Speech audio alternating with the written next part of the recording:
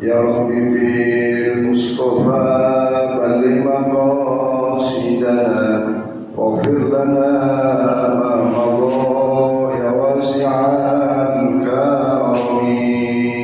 Ya Rabbi bil Mustafa balligh maqasidana waghfir lana ma madha ya wasi'al karami.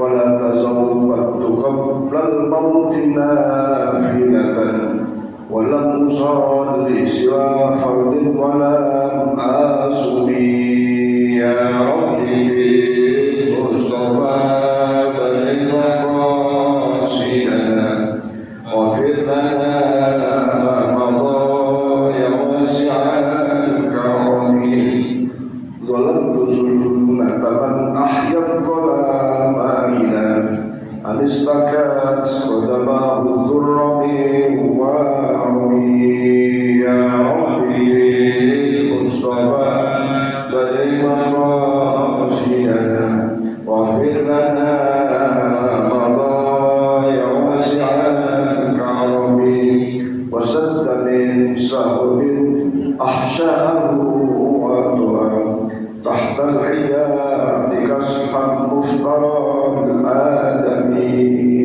Ya Rabbi Mustafa balligh maqasidana waghfir lana ma madha ya wasi'al karami. Allahumma shalli wa sallim wa barik alaihi wa ala alihi. A'udzu billahi minasy syaithanir rajim. Bismillahirrahmanirrahim. Alhamdulillah Rabbil Alamin wa bihi nasta'inu ala umuri dunya wad din. Wassalatu wassalamu ala asrafil anbiya wal mursalin sayyidina wa habibina wa syafi'ina wa maulana Muhammadin sallallahu alaihi wasallam ajma'in. Qala Allah ta'ala subhanaka la ilma lana illa ma 'allamtana innaka antal alimul hakim. Rabbi shrah li sadri wa yassir li amri wahlul 'uqdatam min lisani yafqahu qawli. Qala al-musannif rahimahullahu ta'ala bihi wa nafa'ana bihi wa bi ulumihi fid dharain amin.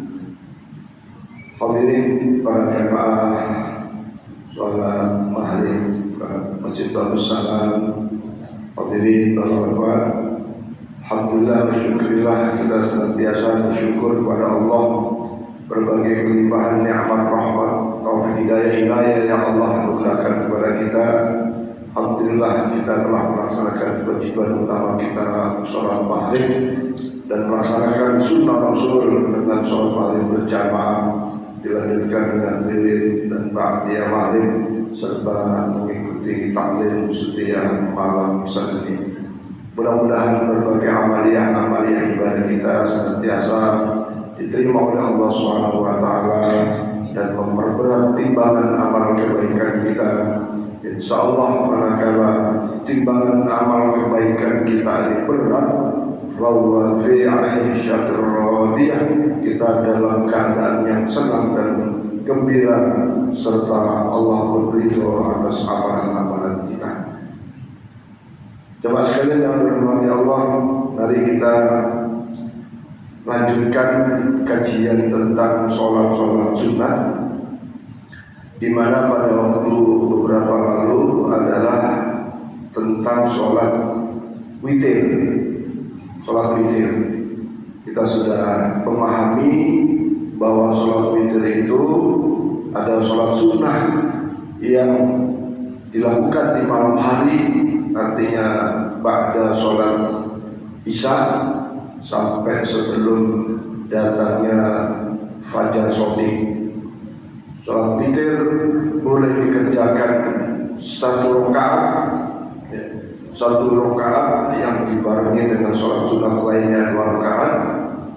Artinya sedikitnya sholat witir itu hanya 1 rakaat, kemudian boleh jadi 3, 5, 7, 9, 11 ya. Jadi selalu dalam ganjil pelaksanaannya. Di sisi lain, sholat witir misalnya 3 rakaat boleh dilakukan dengan 1 salam, 5 rakaat 1 salam, 7 rakaat 1 salam, 9 rakaat 1 salam, atau 11 rakaat 1 salam boleh. Dan sisi lain boleh juga dilakukan 2 dan 1, atau 2 tambah 1, atau 2 kali 3 tambah 1, dan seterusnya. Karena kita pahami bahwa sholat sunat itu afdhalus sholatul nafilah masna, boleh pelaksanaannya boleh 2 dan 1, atau 2 dan 1, atau 2 berarti kan, dan 1. Ada perbincangan tentang pola niatnya, maka sesungguhnya yang kita pahami seperti sholat witir yang selama ini adalah paket 3 rakaat. Kalau ada sholat tarawih, maka niatnya usolli sunnatan minal witri, usolli sunnatan minal witri rakaataini, dan seterusnya, makmuman atau imaman lillahi ta'ala. Memang ada perdebatan, tapi kita meyakini niat kita witir itu bukan genap, tapi ganjil. Nah, para jamaah sekalian, malam ini kita akan membicarakan tentang sholat malam. Sholat malam itu nanti ada pembahasan tentang sholat tahajud. Kalau witir itu sholat afdolnya dilakukan di akhir malam. Ya, sholat witir itu afdolnya dilakukan di akhir malam. Tapi di sisi lain ada kesunahan untuk sholat malam. Para jamaah sekalian, kalau kita lihat sejarah para tabi'in, para sahabat, para ulama-ulama, para kiai, para salafus saleh, itu dijelaskan dalam Al-Quran. Walladzina yabituna li rabbihim sujatan wa qiyama. Malam-malamnya itu banyak digunakan untuk yabituna li rabbihim sujatan, banyak bersujud. Wa qiyama, juga banyak berdiri. Maksudnya apa? Berdiri sholat. Sujud ya sholat juga. Ya. Kalau kita banyak tidur, saya banyak tidurnya daripada sujudnya. Ya. Nah, kita merasa lemah. Jangan merasa udah sholat. Enggak. Orang-orang dulu, orang-orang yang dimuliakan oleh Allah, para awliyaillah itu yabituna li rabbihim sujadan wa qiyama. Ya, maka bapak-bapak, ayo terutama dari saya bohong menggunakan waktu-waktu malam itu. Kalau toh tidur, niatnya supaya untuk bangun tahajud, ya kan? Niatnya tidur ya Allah supaya sehat dan bisa bangun tahajud. Niat tidur, ternyata lepas meninggal, niat itu masuk sudah. Ya, karena niat kebaikan itu baru niatnya saja sudah diganjar. Ya, niatnya sudah diganjar dua. Bahkan di ayat lain disebutkan, sesungguhnya walladzi ja'ala al-laila wan-nahara khilfatan liman arada aw yadhakkara aw arada syukura. Walladzi, dialah Allah, ja'ala al-laila, yang menciptakan, yang menjadikan al-laila malam, wan-nahara, dan juga siang, khilfatan, artinya silih bergantinya malam dan siang itu. Ya, liman aroda aw yadzakkara aw aroda syukur. Siapa tahu ada di antara hamba-hambanya itu senantiasa merenungkan aw yadzakkara, merenungkan diri. Artinya ini, Ada orang itu siang begitu sibuk dengan pekerjaannya, terus malam dia merenung, ya Allah, dari pagi sampai maghrib kok terus cari duit terus. Kapan saya ibadah? Kapan saya munajatnya? Ada gitu loh. Ada seorang saya tanya, berapa habis maghrib tak pulang? Ya Pak Ustaz, saya ini tukang dari pagi mulai kerja sampai menjelang hari itu gak ada pikiran-pikiran pikiran kerjaan kerja. Ya. Tapi mulai hari itu udah mulai merenung sambil apakah tadi pagi ada kemaksiatan, ada dosa, ada kesalahan itu merenung. Atau sebaliknya awiyat dzakara aw arada syukura, malam merenung terus masya Allah, alhamdulillah hari ini yang sudah deal 2 unit misalnya, wah hari ini semua diberi kemudahan oleh Allah, ya, tarikan banyak, gak ada kesulitan dari duitnya, kemudahan semua, bersyukur ya, aw arada syukura. Nah, ayo kita lihat saya khususnya dari kita kayak apa kita nih menggunakan waktu malam. Apakah merenung, kemudian bersyukur, atau langsung tidur, atau sebaliknya, masya Allah. Yang tadi bagi saya, jangan kita orang yang imannya sempurna itu tidak akan melakukan perbuatan yang sia-sia. Namanya abdulul. Dulu itu kerjaan sia-sia. Padahal kehidupan Allah kasih, rezeki Allah kasih, sehat Allah kasih, kau ngerjain yang sia-sia. Ya sia-sia ini ya relatif. Ada yang bilang merokok itu sia-sia, tapi yang sisi lain, kalau saya nggak merokok nggak bisa ngajar, pusing. Ya udah, ada manfaat di proses.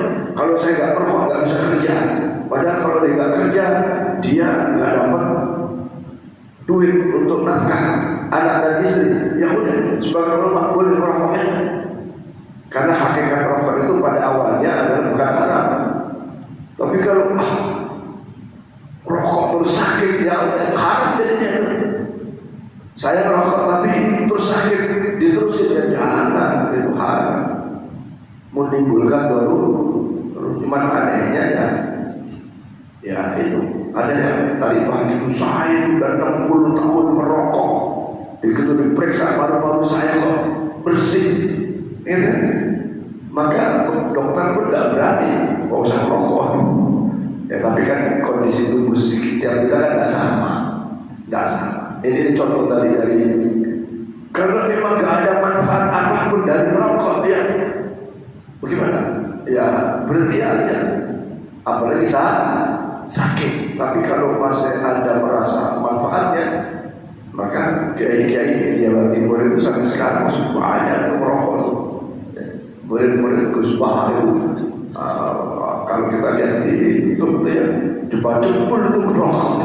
Mungkin bagi mereka ada kemanfaatan. Di antaranya tadi, kalau nggak merokok pusing nggak bisa kerja. Nggak bisa di depan komputer, padahal kerjanya di depan komputer, rokok aja. Ini sia-sia. Tapi yang intinya Abdul itu melakukan pekerjaan yang sia-sia. Nah, para jamaah sekalian, di malam hari maka ayo kita berupaya untuk nambah sila ibadahnya. Jangan banyak tidurnya. Ya atau ya kita kan susah. Kalau kemarin dari Sabtu saya ngobrol dengan beberapa orang, alhamdulillah Pak Ustaz, kalau saya ini jam 2 sudah bangun, sholat sampai suruh. Artinya suruh itu kan sampai habis subuh kan. Selesai suruh baru saya keluar masjid berangkat kerja. Kenapa itu? Karena dulu masya Allah Pak Ustaz, saya ini begadang, banyak kemaksiatan yang dilakukan, banyak sholat yang ditinggalkan. Pokoknya ya berkader gitu. Saya bilang alhamdulillah kita ini umat Muhammad, walaupun banyak dosa, mudah untuk cari ampunan Allah, mudah. Apalagi diberi kesempatan untuk tobat. Ya. Ayat di dalam Quran itu surat Al-Furqan itu sebutkan, walladzina la tad'una ma'allaha ilahan akhar wa yaqtuluna an-nafsa allati harrama Allah illa bil haqqi wa la yazlumun wa may yaf'al dzalika fadzalika asama. Orang-orang yang menyekutukan Allah, dia minta tidak kepada Allah, tapi minta kepada selain Allah. Kemudian wala yaqtuluna an-nafsa allati harrama Allah illa bil haqq, dia membunuh seseorang dengan seenaknya. Kalau membunuh di dalam peperangan itu ada perintah Allah, makanya ada bil haqq, boleh membunuh pada saat peperangan, tapi hanya karena Allah, bukan karena dendam atau karena dengki. Wala yaznun, dan juga banyak melakukan zina.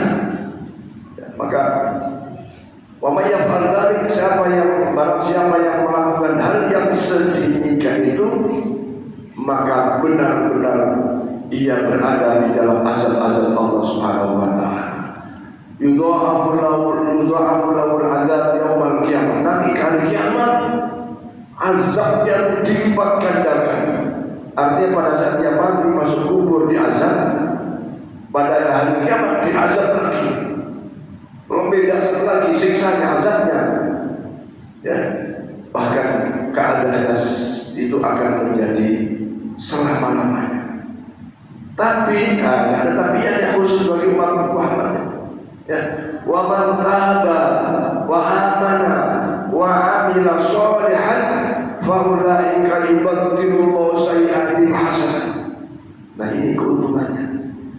Kalau kita masih diberi kesempatan oleh Allah taubat, dari yang tadi minta, dia sholat tapi mintanya ke dukun, ya apalagi orang-orang yang dagang, ya banyak banget. Orang dalam pakai pesugihan banyak, ya bahkan anaknya sendiri jadi korban itu banyak. Yang saya tahu sendiri itu banyak.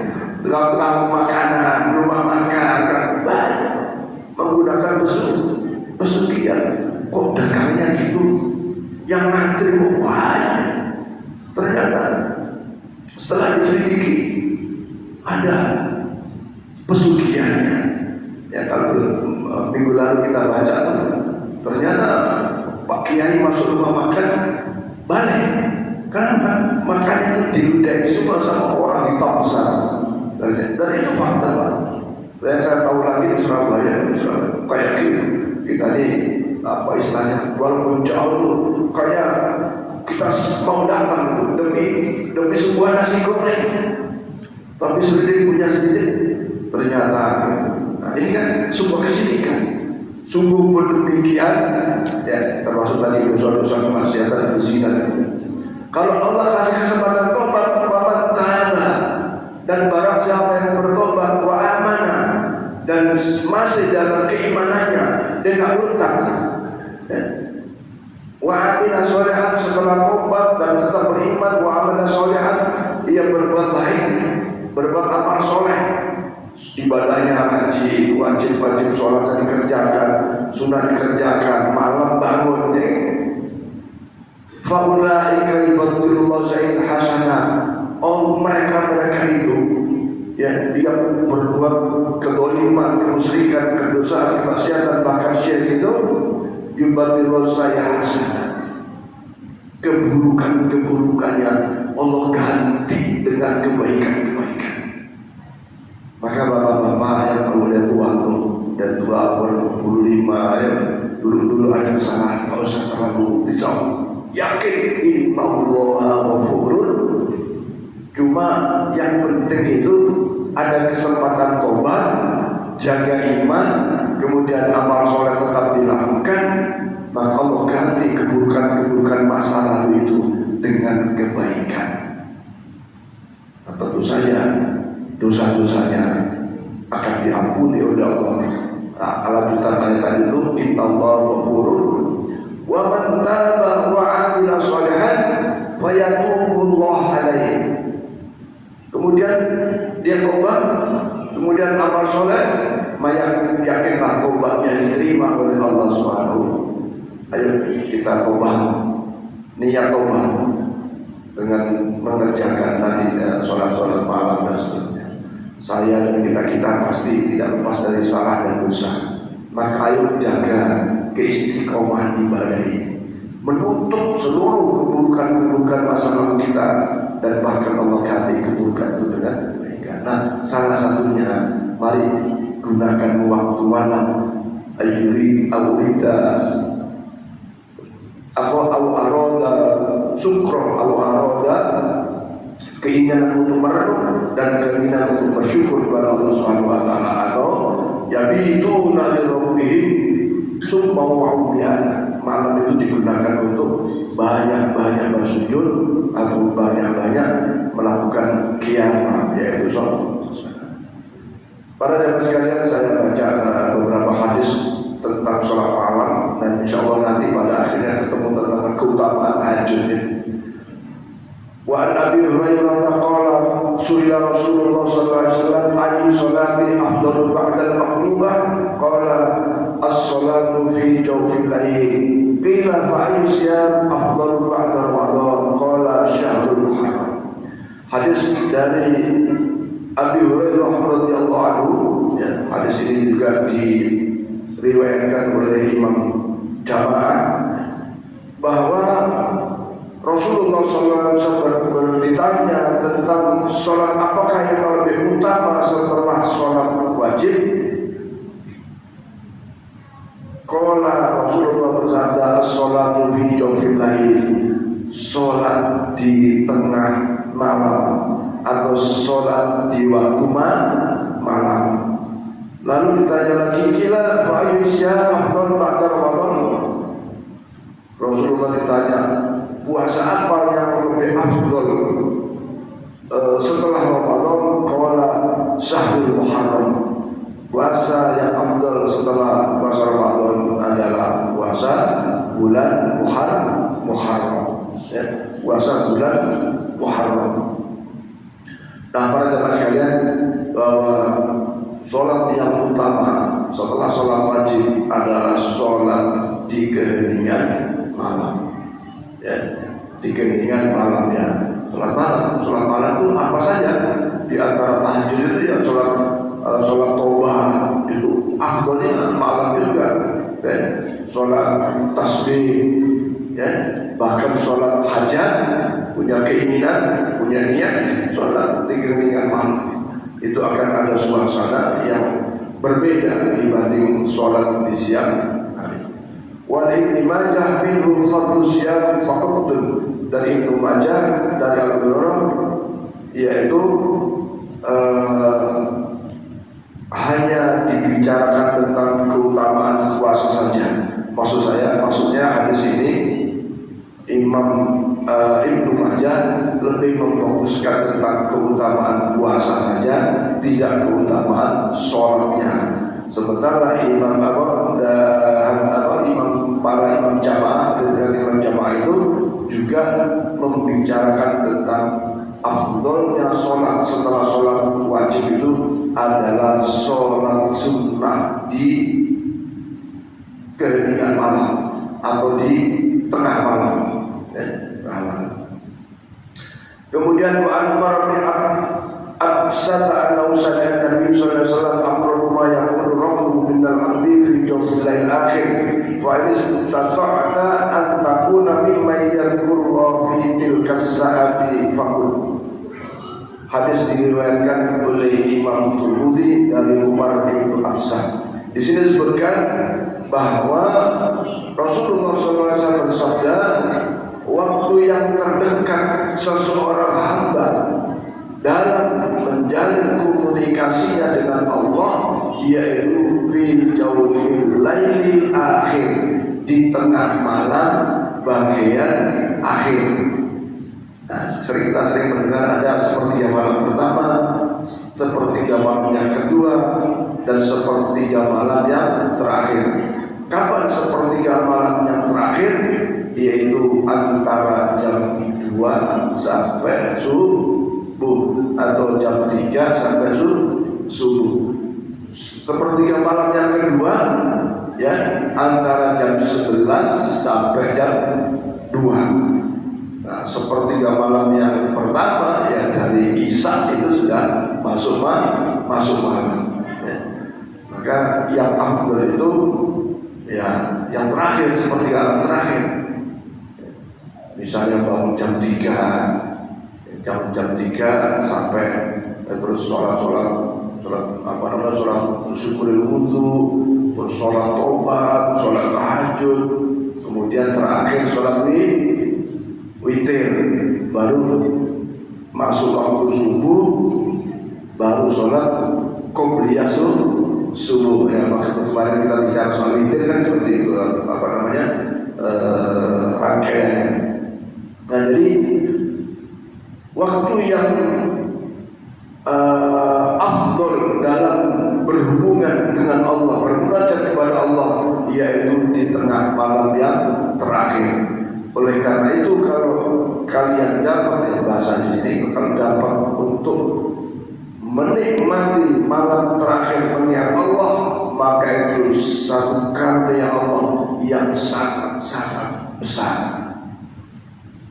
Kalau kita bisa bangun jam 3 malam, ya, 3 sampai subuh, masya Allah, itu kenikmatan besar dari Allah Subhanahu Wa Taala. Karena tidak semua orang bisa bangun seperti itu. Kadang puasa bisa, karena ada hubungannya dengan makan. Ya. Kalau sahur kan sesungguhnya cukup, ya mungkin setengah hari 1 biji kurma kalau sahur. Tapi kita kan mungkin karena butuh makan supaya mampu puasa, maka pada bulan puasa biasanya banyak orang yang bisa, apalagi puasa hari pertama, hari kedua, ya. Nanti pertengahan puasa sudah mulai susah lagi bangunnya, maka kerjasama dengan istri.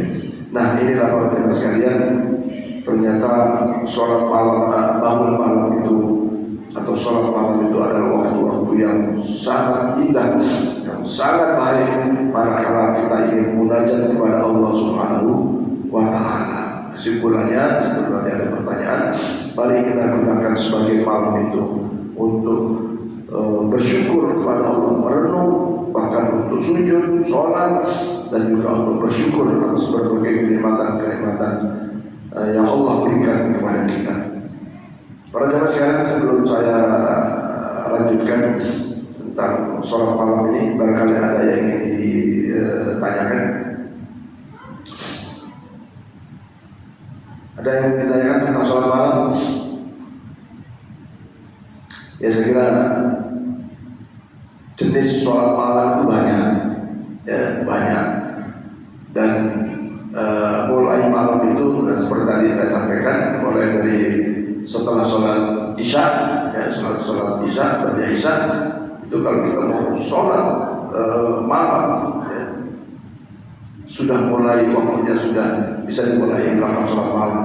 Kemudian waktu yang mustajabah, waktu yang utama itu adalah sepertiga malam terakhir. Nah, hanya persoalannya kalau kita misalnya mau istiqomah sholat witir, takut tidak terbangun, maka ya boleh jadi sholat malamnya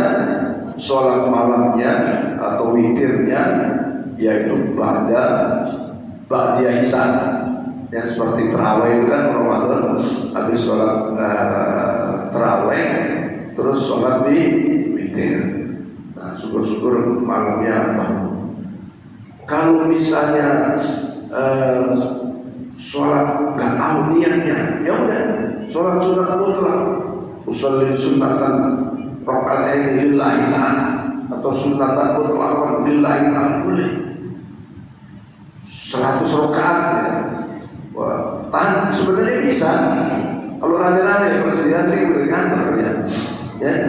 Ayo dicoba Pak, dicoba satu hari itu 100 rakaat dengan tambahan yaitu sholat malam. 100 sholat malamnya dibanyakin, tahajud itu kan sholat malam. Berapa jumlahnya? Minimal 2 rakaat tahajud. Berapa banyaknya? Sebanyak-banyaknya.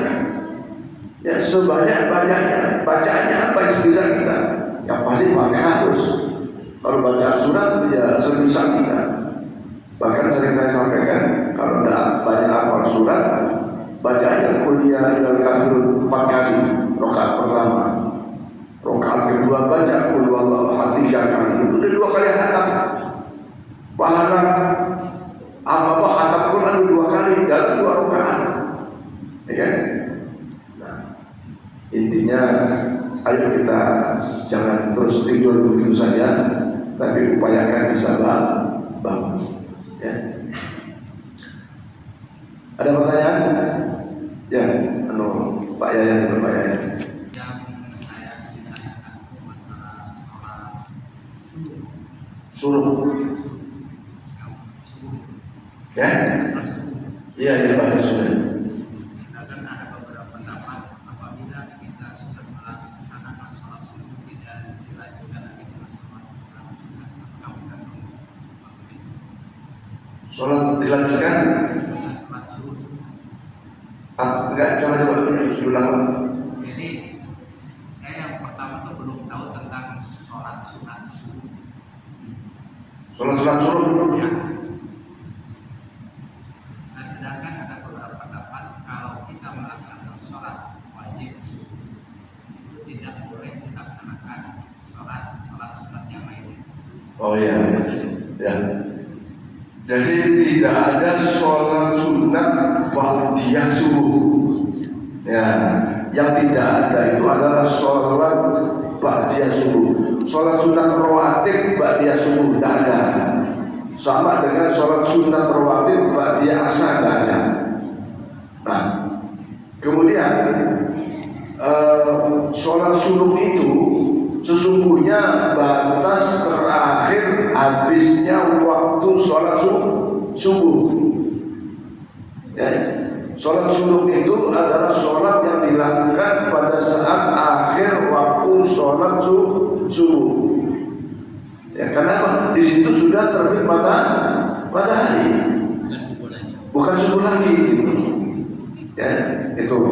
Nah, sesungguhnya para jamaah sekalian,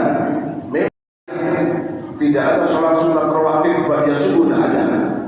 Tapi kalau bapak tadi itu tidak qobliyah subuh, padahal selama ini selalu qobliyah subuh, maka ba'da sholat subuh wirid terus qadha sholat qobliyah subuh boleh. Ya. Sholat witir aja boleh diqadha. Kemarin sebenarnya ada yang pembahasan witir. Sholat witir saja belum diqadha. Apalagi bapak mau mengqadha sholat yang tertinggal. Subuh kemarin tidak sholat, kesiangan. Ya harusnya waktu bangun langsung sholat ya. Subuh walaupun sudah jam 7 misalnya. Ternyata karena kesibukan dan seterusnya maka boleh sholat diqadha pada saat setelah sholat subuh.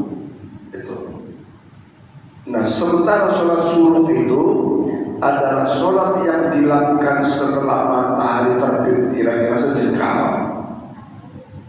Maka itu tidak ada hubungannya dengan sholat yang dilarang ba'diyah subuh. Karena ada sabda Rasulullah SAW, man shalla fi jama'ati subhi fa dzakarallahu ba'dahu. Siapa yang sholat jamaah subuh, ya, kemudian berzikir, bertasbih, berwirid dan seterusnya hatta tatul asyams, sampai terbitnya matahari, kemudian fal yusalli raka'ataini, kemudian di akhir dengan sholat 2 rakaat yang disebut sebagai sholat syuruk. Kenapa sih syuruk? Syuruk itu kan terbit atau timur. Asyarqul timur, arah timur, ya, matahari terbitnya kan dari timur. Al-Maghrib, nama Maghrib? Maghrib itu dari arah barat. Matahari tenggelam di arah barat. Maka kalau itu dilakukan sholat subuh berjamaah, wirid-wirid sampai terbit matahari seketika, terus diakhiri dengan sholat sunat 2 rakaat. Yang dimaksud sholat sunat adalah sholat sunnah, maka ia kahajin wa umratin taman, seperti ia mendapatkan pahala haji dan umrah yang sempurna. Itu hadis sahih. Jadi kesimpulannya memang tidak ada ba'diyah subuh, ya, tidak ada sholat sunat ba'diyah subuh, tapi sholat subuh yang dilakukan setelah subuh, ya. Apalagi tadi matahari sudah agak tinggi sedikit, maka itu justru mendapatkan fadilah seperti pahala haji dan umroh yang sempurna. Nanti 3 kali.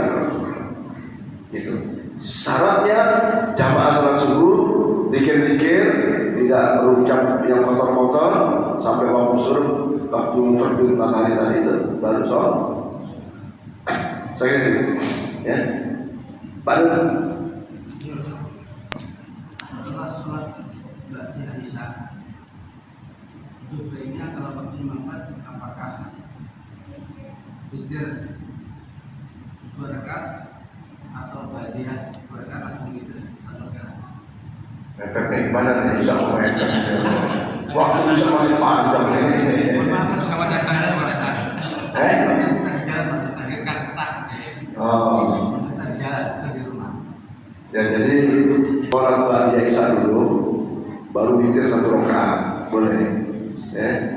Jadi jangan witir langsung 3 rakaat tanpa ba'diyah, gitu kan? Ya, yang afdal itu ba'diyah isya dulu, karena ba'diyah isya itu sunat muakkad, ya kan? Sunat muakkad. Sementara batasan ba'diyah isya itu ya antara selesai sholat isya tidak terjebak dengan banyak hal, gitu, ya kan? Walaupun mepet begitu sholat isya selesai, mungkin tidak ada wirid ya. Maka ba'diyah isya dulu 2 rakaat, baru witir 1 rakaat, boleh. Jangan habis sholat isya langsung witir 3 rakaat, ya. Tata caranya seperti itu. Jadi ba'diyah dulu, ya. Dua-duanya merupakan sunnah rasul, tapi ba'diyah isya itu punya kelebihan yang berbeda, ya. Dan sisi menjaga 12 rakaat yang paling kita jalankan, ya. Itu, ya, kira-kira. Kan tidak dibolehkan sholat sampai terbitnya matahari dulu, kemudian sholat subuh, kemudian antara batas waktu subuh dengan duha, Ya. itu kapan waktunya mas? Jadi ini. Apakah subuh itu dengan duha itu sama gitu? Ya. Ada persyaratan sebelumnya. Pada jamaah subuh dulu, dia tidak berbicara apapun kecuali dikir-dikir, tidak berantem dulu. Kalau berantem dulu aja udah hilang kesunahan suruhnya, ya. Karena hadisnya begitu. Jadi sholat subuh itu dari mulai jamaah sholat subuh, wirid-wirid sampai terbit matahari sejenak, disitulah masuk waktu suruh. Sampai kapan? Ya sesaat itu. Karena lebih dari itu sudah masuk sholat duha, ya. Nah, sholat duha tidak ada hubungannya dengan persyaratan rangkaian sholat subuh berjamaah, tidak ada. Saya nggak sholat jamaah subuh, tapi sholat subuh di rumah, maka duha tetap jalan. Tapi kalau saya nggak ada sholat subuh berjamaah, terus sholat subuh itu rangkaiannya nggak masuk. Itu bedanya Pak, ya. Jadi sholat subuh ada hubungannya dengan sholat subuh berjamaah dan tidak berbicara macam-macam, tidak berantem, tidak apa, bahkan pikir-pikir sampai datang terbitnya matahari tinggi sejenak baru sholat subuh. Setelah itu ya masuk duha. Atau kalau bapak-bapak habis sholat subuh terus sejenak kemudian sholat duha, boleh. Karena sholat duha itu dimulai dari terbitnya matahari setelah sejenak tadi sampai menjelang waktu duhur. Nah, afdolnya sholat duha ya antara jam 7 jam 8 sampai jam 10 itu afdolnya. Kenapa afdol situ? Karena umumnya orang-orang jam 7 8 sampai jam 10 sibuk dunia. Ya, yang sibuk, yang pensiunan dan sibuk sama cucu kan ini biasa. Ya, jadi itu ya. Nah, untuk Pak Chandra mungkin kalau sudah Pak Yaman, ya.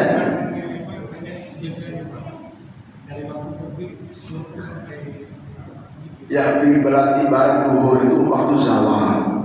Artinya jangan pas terbit matahari, ya kan? Ya naik sejenak, naik ya seperti ini kan sudah ada jadwal syuruk dan ini tentu saja sudah ada analisa tentang terbitnya matahari itu pasti selisih 5 menit atau 10 menit itu. Intinya matahari sudah naik, ya. Wallahu a'lam bishawab. Al-Fatihah. Allahumma shalli ala sayyidina Muhammad wa ala alihi wa sahbihi.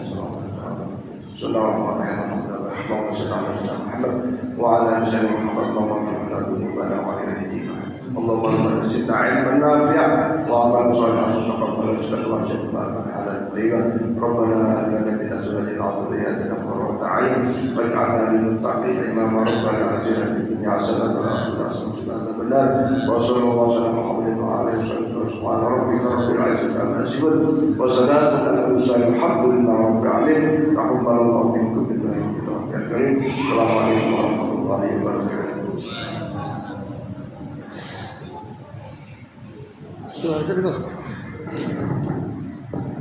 Sudah,